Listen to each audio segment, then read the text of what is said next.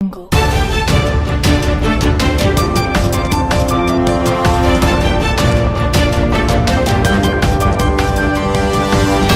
Jungle.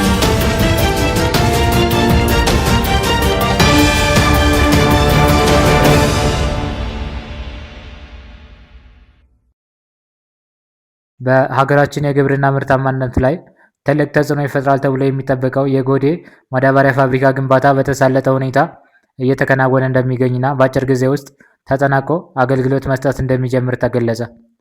ጠቅላይ ሚኒስትር አብይ አህመድ በሶማሊያ ክልል ጎዴ ከተማ በመገኘት የዚህን ግዙፍ ሜጋ ፕሮጀክት የስራ ሂደት በአካል ተመልክተዋል። ጠቅላይ ሚኒስትሩ በጉብኝታቸው ወቅት እንደተናገሩት ፕሮጀክቱ የሀገሪቱን አንገብጋቢ የግብርና ግብዓት እጥረት በመቅረፍ ረገድ ቁልፍ ሚና ይጫወታል። ከወራት በፊት ከታዋቂው አፍሪካዊ ባለሀብት አሊኮ ዳንጎቴ ጋር በተደረገ ስምምነት ሁለት ዋና ዋና ግቦች የነበሩ ሲሆን የመጀመሪያው የዳንጎቴ ሲሚንቶን የማምረት አቅም ማሳደግ ሲሆን ሁለተኛው በጎዴ ከተማ በዓመት እስከ 3 ሚሊዮን ሜትሪክ ቶን ማዳበሪያ ማምረት የሚችል ግዙፍ ፋብሪካ መገንባት እንደነበር ተጠቅሷል። መጀመሪያ ላይ ፕሮጀክቱ ሙሉ ለሙሉ አጠናቆ ለአገልግሎት ለማብቃት የ40 ወራት ጊዜ እቅድ የነበረ ቢሆንም በአሁን ላይ በዓለም አቀፍ ደረጃ የማዳበሪያና የነዳጅ ዋጋ መናር እንዲሁም ፍላጎት መጨመር ታሳቢ በማድረግ የግንባታውን ሂደት ለማፋጠን መወሰኑ ታውቋል። በመንግስትና በባለሀብቱ መካከል የተደረገው ከፍተኛ ምክክር የፋብሪካው ግንባታ ከተቀመጠለት ጊዜ ገደብ ቀድሞ እንዲጠናቀቅ ምርቱ ለሀገር ውስጥና ለውጭ ገበያ እንዲቀርብ ከስምምነት ላይ ተደርሷል። የግንባታው ስራ በከፍተኛ ፍጥነት እየተከናወነ እንደሚገኝ የጠቀሱት ጠቅላይ ሚኒስትሩ ከ4 ወራት በኋላ የመጨረሻውን ሂደት ለመመልከት በድጋሚ ወደ ስፍራው እንደሚመለሱ አስታውቀዋል። በዚህን ወቅት ከፋብሪካው ጎን ለጎን ለ5000 ዜጎች የመኖሪያ ህንፃ የቤት ግንባታ ተጠናቆ ለአገልግሎት ዝግጁ እንደሚሆን ተገልጿል። በጎዴ አካባቢ የሚንቀሳቀስ መሰል ግዙፍ ኢንቨስትመንቶች ልክ እንደ ኢትዮጵያ አየር መንገድ ለሀገሪቱ ከፍተኛ የውጭ ምንዛሬ የኢኮኖሚ ገቢ እንደሚያስገቡ ተብራርቷል። ኢትዮጵያ በምግብ ራስን ለመቻል የሚያስፈልጓት 3 መሰረታዊ ነገሮች ማለትም መሬት፣ ውሃ፣ የሰው ኃይል በበቂ ሁኔታ እንዳሏት የገለጹት ጠቅላይ ሚኒስትሩ እነዚህ የተፈጥሮ ጸጋዎች በማቀናጀት በአሁኑ ወቅት ምርጥ ዘርና ማዳበሪያ በሀገር ውስጥ የማምረት ስራ በስፋት እየተሰራ መሆኑን ጠቁመዋል። ይህ ስራ ሲጠናቀቅም የሀገር ውስጥ ፍላጎትን ከማሟላት አልፎ ለሌሎች ወገኖች የሚደርስ ምርት ማዘጋጀት እንደሚቻል አክለው ገልጸዋል።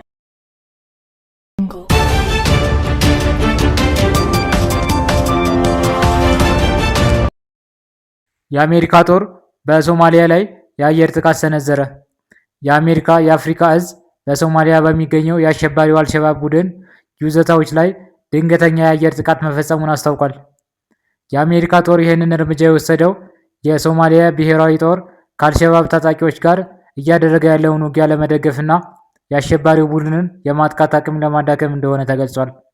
ጥቃቱ ያነጻጸረው በዋናነት ታጣቂዎቹ ስልጠና በሚወስዱባቸውና የጦር መሳሪያዎችን በሚያከማቹባቸው ገጠራማ የሶማሊያ አካባቢዎች ላይ ነው። በዚሁ የአየር ጥቃት በርካታ ቁጥር ያላቸው የአልሸባብ ታጣቂዎች መገደላቸውን፣ ወታደራዊ ቁሳቁሶችም መውደማቸውን የተገለጸ ሲሆን በሲቪል መኖሪያዎችና በሰላማዊ ሰዎች ላይ የደረሰ ጉዳት አለመኖርን ወታደራዊ ምንጮች አረጋግጠዋል። አሜሪካ በአፍሪካ ቀንድ ያለውን የሰላምና የመረጋጋት ለማስከበር እንዲሁም የአልሸባብን ቀጣይ የሽብር ስጋት ለመግታት ከሶማሊያ መንግስት ጋር በጋራ መስራቷን እንደምትቀጥል አስታውቃለች።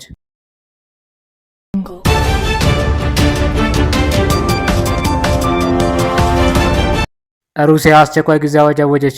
የዩክሬን ድሮኖች በፈጸሙት ጥቃት ከፍተኛ ውድመት መድረሱንና ስትራቴጂካዊ በሆኑ ቀጣናዎች ላይ የእሳት አደጋ መከሰቱን ተከትሎ የሩሲያ ባለስልጣናት በአንዱ ተጎጂ ከተማ ላይ አስቸኳይ ጊዜ አዋጅ አውጀዋል። በተመሳሳይ ወቅት ሞስኮ በዩክሬን ይዞታዎች ላይ አዳዲስ ጥቃቶችን የሰነዘረች ሲሆን ሁለቱም ወገኖች ከጠላት የጦር ግንባር በስተጀርባ ባሉ ጥልቅ ይዞታዎች ላይ ረጅም ርቀት በሚጓዙ ድሮኖችና ትክክለኛ ኢላማቸውን በሚመቱ ጥቃቶች ላይ ይበልጥ መተማመናቸውን ተከትሎ በተለያዩ ግንባሮች ላይ ያለው ጫና በርትቷል።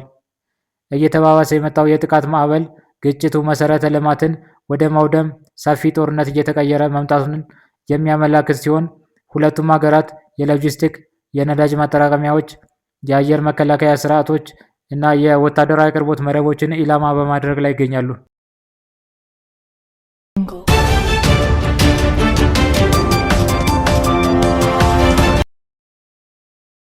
የሩሲያው ፕሬዝዳንት ቭላዲሚር ፑቲን ወደ ቻይና ለጉብኝት ሊጓዙ ነው። ፕሬዝዳንት ፑቲን በዚህ ሳምንት ወደ ቻይና ለይፋ የሥራ ጉብኝት እንደሚጓዙ ተገልጿል። ሳውዝ ቻይና ሞርኒንግ የተባለ ድረገጽ ዓርብ ዕለት ለጉዳዩ ቅርበት ያላቸው ምንጮች ጠቅሶ እንደዘገበው ፕሬዝዳንት ፑቲን ቤጂንግ ይደርሳሉ ተብሎ የሚጠበቀው ሮብ ዕለት ነው። የክሬምሊን ቃል አቀባይ ዓርብ ዕለት ለፕሬዝዳንቱ ጉዞ ዝግጅቶች እየተካሄዱ መሆኑን አስታውቀው ለጋዜጠኞች ቀኑ በቅርቡ ይፋ እንደሚሆን ተናግረዋል። አጀንዳው ግልጽ ነው፣ በዋናነት በሁለትዮሽ ጉዳዮች ላይ ይሆናል በማለት ቃል አቀባዩ የሁለቱ ፕሬዝዳንቶች ውይይት በስልታዊ አጋርነት ላይ እንደሚያተኩር ተናግረዋል። ቃል አቀባዩ አክለውም ፑቲን ከቻይናው ፕሬዝዳንት ጋር በትራምፕ ጉብኝት ወቅት ስለተነሱ ጉዳዮች እንደሚወያዩ ተናግረዋል። ቻይና በምንሄድበት ወቅት ራሳችን መረጃውን ለማግኘት ተስፋ እናደርጋለን ብለዋል። ትራምፕ ለ2 ቀናት ቤጂንግ ያደረጉት ይፋዊ ጉብኝት አጠናቀው ወደ ዋሽንግተን ዓርብ ዕለት ተመልሰዋል።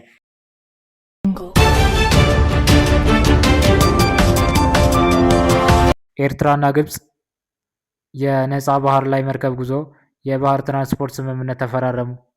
ፕሬዝዳንት ኢሳያስ አፈወርቂ የግብፅ የውጭ ጉዳይ ሚኒስትር ዶክተር በድር አብድላቲ እና የትራንስፖርት ሚኒስትር ሌተናል ጀነራል ካሚል የሚመሩትን ከፍተኛ ልዑክ በአስመራ ተቀብለው ማነጋገራቸው ታውቋል። ውይይቱ በሁለትዮሽ ቀጣናዊና ዓለም አቀፋዊ ጉዳዮች ላይ ያተኮረ ሲሆን ሁለቱ ሀገራት የነፃ ባህር ላይ መርከብ ጉዞ መርህን መሰረት ያደረገ የጋራ የባህር ትራንስፖርት ስምምነት ተፈራርሟል። ስምምነቱ የግብፅ መርከቦች በኤርትራ ባህር መስመር ላይ ሰላማዊ ምልልስ እንዲያደርጉ ያለመ ነው።